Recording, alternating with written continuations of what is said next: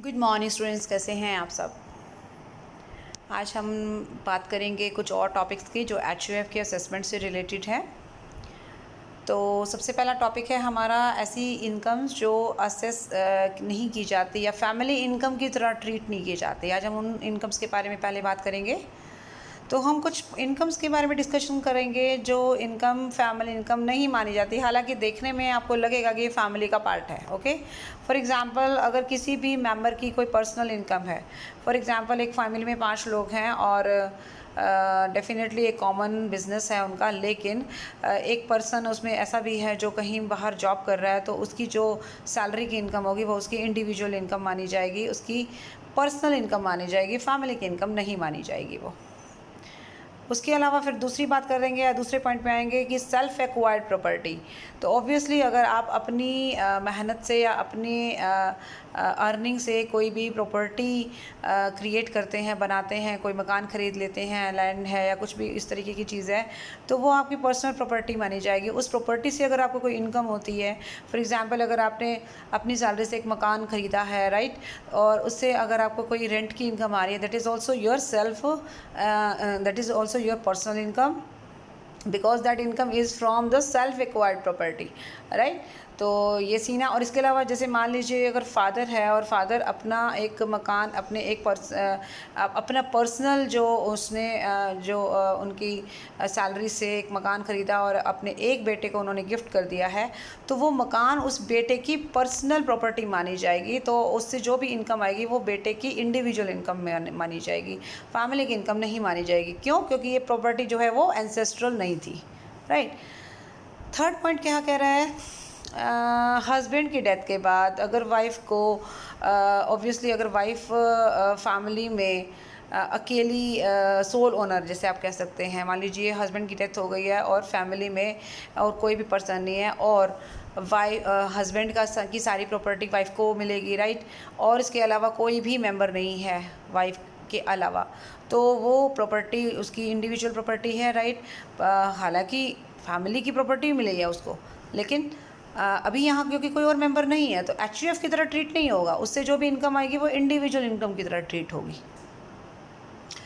Fourth point पे कह रहे हैं कि अगर फैमिली का एक मेंबर आपस में मिलकर एक मान लीजिए अगर एक मेंबर की मैं बात करूं, अगर एक मेंबर कोई बिज़नेस करता है और उस बिज़नेस में जो पैसा है उसने बेशक से फैमिली से लोन लेकर उस बिज़नेस में पैसा लगा रखा है और उससे जो भी इनकम आएगी वो फैमिली का बिज़नेस नहीं है, बिज़नेस उस पर्सन का पर्सनल है। हालांकि कैपिटल उन्होंने जो लगाई है वो फैमिली से लोन लेकर लगाई है, राइट। तो उससे जो इनकम आएगी वो उसकी बिज़नेस की पर्सनल इनकम मानी जाएगी, मतलब बिज़नेस इनकम मानी जाएगी उस पर्सन की, राइट, उस मेंबर की। उसके अलावा फिर और क्या कह सकते हैं, अगर फैमिली के कुछ लोग या चाहे सारे भी आप मान के चलो, अगर वो लोग आपस में पार्टनरशिप फर्म की तरह एक फ़र्म बनाकर कोई बिज़नेस कर रहे हैं। देखिए, फैमिली अलग चीज़ है और फर्म अलग चीज़ है। फैमिली में बिज़नेस करना एक that is separate thing, firm में बिज़नेस करना उसके लिए आप एक कॉन्ट्रैक्ट बनाते हैं और इसके अलावा और बहुत सारी चीज़ें आप फॉलो करते हैं पार्टनरशिप एक्ट को लेकर। तो अगर आप एक पार्टनरशिप फर्म की तरह आपस में पार्टनर हैं और बिज़नेस कर रहे हैं, तो जो इनकम आएगी वो फर्म की इनकम ट्रीट की जाएगी, उसका फैमिली की इनकम से कोई लेना देना नहीं होगा। And next is income from an impartible estate. Impartible estate means कि वो एसेट, वो प्रॉपर्टी जिसका पार्टीशन नहीं हो सकता। मान लीजिए कोई ऐसी प्रॉपर्टी है जिसका पार्टीशन नहीं हो सकता, तो उस प्रॉपर्टी के ऊपर जिसका अधिकार होगा या जिसके होल्ड में होगी, जो उसका होल्डर होगा, वो उस प्रॉपर्टी का इंडिविजुअल ऑनर कहलाएगा और उससे जो इनकम आएगी वो उस पर्सन की पर्सनल इनकम मानी जाएगी, ठीक है। फिर इसके अलावा आ रहा है कि मान लीजिए अगर एक पर्सन ने, एक फैमिली के मेंबर ने, ये पॉइंट हमारा आ चुका है डीम्ड इनकम के सीन में, क्लबिंग ऑफ इनकम और डीम्ड इनकम जब हमने ये चैप्टर किया था देन आप उसमें पढ़ चुके हैं, लेकिन मैं फिर वापस यहाँ रिपीट कर रही हूँ कि अगर फैमिली का एक मेंबर अपनी कोई पर्सनल प्रॉपर्टी, राइट, अपनी फैमिली को ट्रांसफ़र कर देता है विदाउट कंसीडरेशन आफ्टर 31 दिसंबर 1969, 31 दिसंबर 1969 के बाद अगर वो पर्सन अपनी पर्सनल प्रॉपर्टी फैमिली को ट्रांसफ़र कर देता है और उससे जो भी इनकम आएगी वो उसकी इनकम मानी जाएगी, फैमिली की इनकम नहीं मानी जाएगी। ये बात क्लियर है, ठीक है।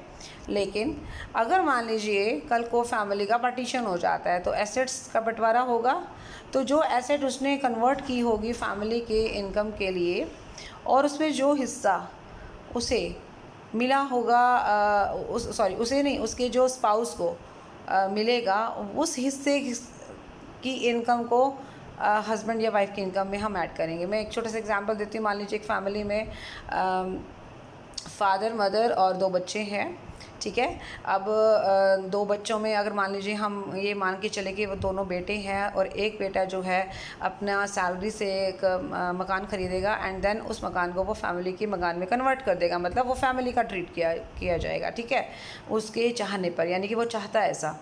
ओके, तो इस प्रॉपर्टी को हम क्या बोलेंगे? है तो सेल्फ एक्वायर्ड प्रॉपर्टी, लेकिन ये उसकी पर्सनल प्रॉपर्टी ना रहकर अब फैमिली की प्रॉपर्टी हो गई, राइट। अब कुछ टाइम के बाद मान लीजिए उसकी मैरिज भी हो जाएगी, ओके, उसके बाद मान लीजिए फैमिली का पार्टीशन हो जाए, ठीक है, तो फैमिली की सारी एसेट्स का बंटवारा होगा दोनों भाइयों के बीच में, ठीक है ना। उसके बाद क्या है कि जब बंटवारा हुआ तो उस बंटवारे यानी पार्टीशन के दौरान उसकी वाइफ को उसमें से, उस पार्टीशन में जो उसके हिस्से में आया, तो स्पाउस को जो हिस्सा मिलता है वो उसके उस पर्सन की, ऑब्वियसली आपके मतलब उस बेटे के वाइफ को जो हिस्सा मिला वो उससे या उसकी जो भी इनकम हुई उस इनकम को उसके हस्बैंड की, यानी वो पर्सन जिसने अपनी प्रॉपर्टी फैमिली को कुछ टाइम पहले ट्रांसफ़र की थी, पार्टीशन के बाद स्पाउस को मिले हुए हिस्से को हम हस्बैंड की इनकम में ही ऐड करेंगे। हिस्से नहीं, यहाँ इनकम की हम बात कर रहे हैं, ठीक है। फिर से बता रही हूँ, ये पॉइंट थोड़ा सा कॉम्प्लिकेटेड सा है। 2 पॉइंट हैं इस चीज़ में, इसके 2 पार्ट्स हैं। एक पर्सन अपनी प्रॉपर्टी को कन्वर्ट करता है, अपनी सेल्फ एक्वायर्ड प्रॉपर्टी को कन्वर्ट करता है फैमिली की प्रॉपर्टी में। हो गया क्लियर? डेट ध्यान रख लीजिए, 31 दिसंबर 1969 के बाद होना है, ठीक है।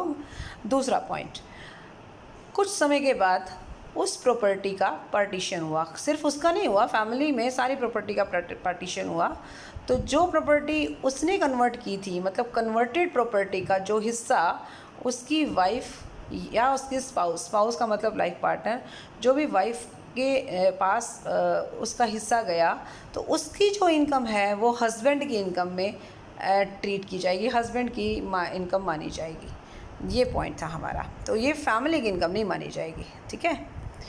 ओके जी, नेक्स्ट पॉइंट पे आ रहे हैं हम। हाँ, बहुत अच्छा पॉइंट है कि वाइफ को और जो कर्ता की वाइफ है वो, या फिर अनमैरिड डॉटर्स को मैरिज के खर्चों के लिए, ठीक है, अगर कोई पैसा दिया जाता है at the time of partition of the family, फिर से देख रही हूँ, फैमिली के पार्टीशन के समय अगर कर्ता की वाइफ या अनमैरिड डॉटर्स को मैरिज के लिए कुछ पैसा दिया जाता है जब फैमिली का पार्टीशन हुआ, तो इससे जो भी इनकम अर्न हुई that is not includable in the income of HUF, वो उनकी पर्सनल इनकम मानी जाएगी, ठीक है। स्त्री धन वर्ड आपने कई बार सुना होगा। स्त्री धन मीन्स कि एक लेडी को या एक महिला को जब अपने हस्बैंड से, अपने ब्रदर से, अपने फादर से, अपनी मदर से या किसी भी रिलेटिव से अगर कोई भी पैसा या कोई भी चीज़ मिलती है तो वो उसका, चाहे वो मैरिज के समय मिले या मैरिज से पहले या मिले या मैरिज के बाद में मिले, तो वो उनकी इंडिविजुअल प्रॉपर्टी मानी जाती है या इंडिविजुअल इनकम मानी जाती है। वो जिस फैमिली में वो रहती है उस फैमिली की इनकम नहीं मानी जाएगी, वो उसकी पर्सनल इनकम मानी जाएगी। इम्पार्टिबल एस्टेट के बारे में मैं बता चुकी हूँ। इम्पार्टिबल एस्टेट मीन्स कि that property which can not be divided, और इस प्रॉपर्टी पर हक किसका है? जिसके नाम पर ये प्रॉपर्टी है या जिसने इसे होल्ड है, मतलब जो होल्डर है उसका, ठीक है, जो इसका इनकम लेता है, जिसके पास ये प्रॉपर्टी है वही इसका मालिक रहेंगे। तो ऑब्वियसली इस एस्टेट से या इस प्रॉपर्टी से जो भी इनकम आएगी वो उनकी पर्सनल इनकम मानी जाएगी, ठीक है। उस पर्सन की पर्सनल इनकम या इंडिविजुअल इनकम मानी जाएगी, HUF की इनकम नहीं मानी जाएगी। तो अगर मान लीजिए कल को कुछ भी फैमिली की जो एसेट्स का पार्टीशन होगा तो वो एक अलग बात है, लेकिन क्योंकि ये एसेट तो आपको मिलेगी नहीं, क्योंकि इसका पार्टीशन हो नहीं सकता, तो इसीलिए ये एसेट उसी पर्सन की ही इनकम या पर्सनल प्रॉपर्टी में ही ट्रीट की जाएगी। ठीक है। हालांकि जो लोग ऐसे हैं जो जैसे जूनियर में, ज़्यादातर क्या होता है कि ये इम्पार्टिबल एस्टेट किसके पास रहती है, जो फैमिली का करता होता है, ज़्यादातर ये एसेट उनके पास रहती है। लेकिन जो जूनियर मेंबर्स होते हैं उनको कभी कभी यहाँ से मेंटेनेंस अलाउंस ज़रूर मिल जाता है out of the income of an impartible estate. मतलब इम्पार्टिबल एस्टेट का कंट्रोल तो किसके पास है, कर्ता के पास है, ये मान के चलो। लेकिन उसके जो दूसरे मेंबर्स हैं, फैमिली के जो जूनियर मेंबर्स हैं, उनको इस प्रॉपर्टी की इनकम से एक थोड़ा बहुत मेंटेनेंस अलाउंस ज़रूर मिलता है। लेकिन वो जो शेयर उनको मिलेगा वो उनकी पर्सनल इनकम मानी जाएगी, उनकी अपनी फैमिली की इनकम नहीं मानी जाएगी और उनके टोटल इनकम में भी इंक्लूड नहीं होगी, मतलब टैक्सेबल नहीं होगी, कहने का मतलब ये है। ठीक है। Next is receiveds by the members of the family from the income. तो ऑब्वियसली दो बातें हैं, आपको फैमिली का मेंबर होने के नाते फैमिली की इनकम में से जो भी हिस्सा मिलेगा वो आपके लिए टैक्सेबल नहीं होगा, तो आपकी टोटल इनकम में ऐड नहीं होगा। सिमिलरली अगर आपको इम्पार्टिबल एस्टेट, जैसे अभी अभी मैंने यहाँ पे बताया था कि इम्पार्टिबल एस्टेट की इनकम में से भी कोई भी अगर आपको इनकम मिलती है वो भी आपकी टोटल इनकम में इंक्लूड नहीं होती, मतलब आपके लिए टैक्सेबल नहीं होती। शर्त क्या है, शर्त यही है कि आप HUF में मेंबर हो, एक HUF है, आप उसके मेंबर हो, और जो पैसा आपको दिया गया है वो फैमिली की इनकम में से दिया गया है या फिर वो इम्पार्टिबल एस्टेट की इनकम में से दिया गया है और आपको मेंबर होने के नाते दिया गया है। ठीक है, तो ये हो गई बात यहाँ पे क्लियर। नेक्स्ट चलते हैं assessment of Hindu undivided family. अभी हिंदू अनडिवाइडेड फैमिली का असेसमेंट कैसे होगा। हिंदू अनडिवाइडेड फैमिली के बारे में ये बात क्लियर है कि इसका असेसमेंट बिल्कुल ऐसे ही होता है जैसे बाकी पर्सन्स का होता है, लेकिन डिफरेंट तरीके से, राइट। डिफरेंट इसका एक एग्जिस्टेंस है, अपने मेंबर्स से के अलावा इसका अपना एक एग्जिस्टेंस है। तो मेंबर्स का तो जो असेसमेंट होगा इंडिविजुअल की तरह होगा, फैमिली का जो असेसमेंट होगा वो फैमिली की तरह होगा और पर्सन की तरह होगा। ठीक है। और फैमिली का जो करता है जो एल्डेस्ट यानी कि जो सीनियर मोस्ट मेल मेंबर है उसको हम मैनेजर कहेंगे, वही बिज़नेस को मैनेज करेंगे और उनके कर्ता के रेजिडेंशियल स्टेटस के आधार पर ही फैमिली का रेजिडेंशियल स्टेटस सेट होगा। फैमिली के बिज़नेस से या फैमिली के इनकम से जो भी हिस्सा आपको मिलेगा वो आपके लिए टैक्सेबल नहीं होगा। ठीक है। हालांकि फैमिली चाहे उसके ऊपर टैक्स पे या ना करे वो उससे कोई फ़र्क नहीं पड़ता। मिताक्षरा स्कूल में जैसे कि हमने बात की थी, जैसे पहले ये सीन था कि जब बेटा वहाँ पे जन्म लेता है तो वो पैदा होते ही पार्टीशन का हकदार हो जाता है या फिर हिस्से का हकदार हो जाता है। कुछ सर्कमस्टांसिस में अगर अब तो जैसे वो चेंज भी है, अमेंडमेंट्स भी हो चुके हैं कि अब बेटी भी बराबर की हकदार मानी जाती है, तो अभी वो सीन नहीं है कि सिर्फ मेल मेंबर ही होना ज़रूरी है, फीमेल मेंबर्स का भी उतना ही रोल है जितना मेल मेंबर्स का। नाउ नेक्स्ट पॉइंट है salary paid to members of family. ये जो कुछ पॉइंट्स हम आपको करवा रहे हैं इसका जो इम्पोर्टेंस है वो टैक्सेशन में होगी, तो इनका ऊपर हमें ज़रा ज़्यादा ध्यान देना है। अगर एक फैमिली का मेंबर फैमिली के बिज़नेस में कोई काम भी कर रहा है और उसको फैमिली के मेंबर होने के नाते और काम करने के लिए, नॉट वैसे ही कि भाई आप उसको वैसे हेल्प कर रहे हो, नहीं, आप वो क्योंकि वो अपनी सर्विसेज दे रहा है, वो फैमिली का बिज़नेस संभाल रहा है, हालांकि संभालता करता ही है, पर कई बार क्या होता है कि कोई और मेंबर भी मान लीजिए कोई अकाउंट्स की नॉलेज रखता है और वो बिज़नेस के अकाउंट्स बना रहा है, तो उसके बदले में अगर फैमिली के बिज़नेस से उसको कोई सैलरी के तौर पर कुछ पैसा दिया जाता है तो ये मान के चलिए कि ये एक खर्चा, ये सैलरी एक अपने आप में खर्चा है जो फैमिली के बिज़नेस की इनकम कैलकुलेट करने के लिए आपको माइनस करने की परमिशन है, क्योंकि ऑब्वियसली अगर आप किसी और पर्सन को अपॉइंट करेंगे तो आपको वहाँ पे भी सैलरी देनी होगी। आप मेंबर को दे रहे हैं, इसका मतलब ये नहीं है कि मेंबर को आप मेंबर के लिए दे रहे हैं या मेंबर के तौर पर दे रहे हैं, आप उसको एक ऐसे पर्सन के तौर पर दे रहे हैं जो काम कर रहा है। अगर आप उसको वैसे हेल्प कर रहे हैं तो वो कोई एक्सपेंडिचर नहीं माना जाएगा और उसकी कोई डिडक्शन आपको नहीं मिलेगी, ये ध्यान में रखिएगा। दूसरी चीज़, फैमिली के मेंबर को जो सैलरी मिल रही है वो किसी एम्प्लॉयर से नहीं मिल रही है, हालांकि काम तो वो कर रहा है, सैलरी भी ले रहा है, लेकिन एम्प्लॉयर एम्प्लॉय का रिलेशनशिप नहीं है, वो फैमिली का मेंबर है, इसीलिए इस सैलरी को सैलरी हेड में नहीं लेके जाना है और ना ही उस पर उसको कोई इस तरीके की डिडक्शन मिलेगी। ठीक है। नेक्स्ट पॉइंट आ रहा है remuneration earned by a member of HUF as director और पार्टनर। इस पूरे पॉइंट में क्लियर बात आपको मैं बता देती हूँ। मान लीजिए फर्म के फर्म नहीं, एचयूएफ के एचयूएफ का कुछ पैसा किसी कंपनी में लगा हुआ है फॉर एग्जांपल, ठीक है। कुछ फंड्स एचयूएफ के हमने किसी कंपनी में इन्वेस्ट किए हैं। उसी कंपनी में फैमिली का कोई पर्सन क्या नाम है, डायरेक्टर है, ठीक है।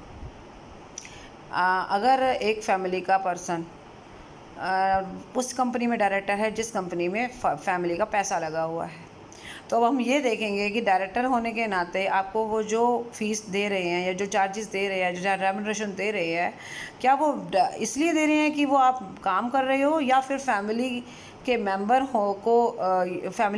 हो और आप उसको रिप्रेजेंट कर रहे हो इसलिए दे रहे हैं। दो बातें हैं ना, या तो आपको डायरेक्टर के तौर पर दे रहे हैं क्योंकि आप डायरेक्टर के तौर पर काम कर रहे हो, आप अपने पर्सनल स्किल के लिए वो पैसा ले रहे हो, फिर तो वो आपकी इंडिविजुअल इनकम मानी जाएगी।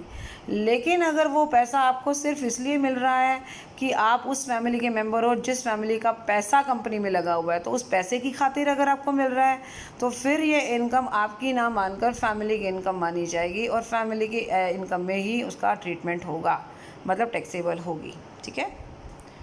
चलिए, ये हो गई क्लियर बात। अब बात करते हैं डिडक्शंस की। Deduction from gross total income for computing total income. तो फैमिली को जिस तरह से आपने इंडिविजुअल में देखा कि इंडिविजुअल में हम ग्रॉस टोटल इनकम कैलकुलेट करते हैं एंड उसके बाद हम टोटल इनकम के लिए उसमें से बहुत सारे डिडक्शंस लेस करते हैं। सिमिलरली यहाँ पे भी आप देख सकते हो एक लंबी चौड़ी लिस्ट है, ATC, डबल डी बी। मैंने दो ही को हाईलाइट इसलिए किया है ताकि थोड़ा सा आपको ईजी रहे।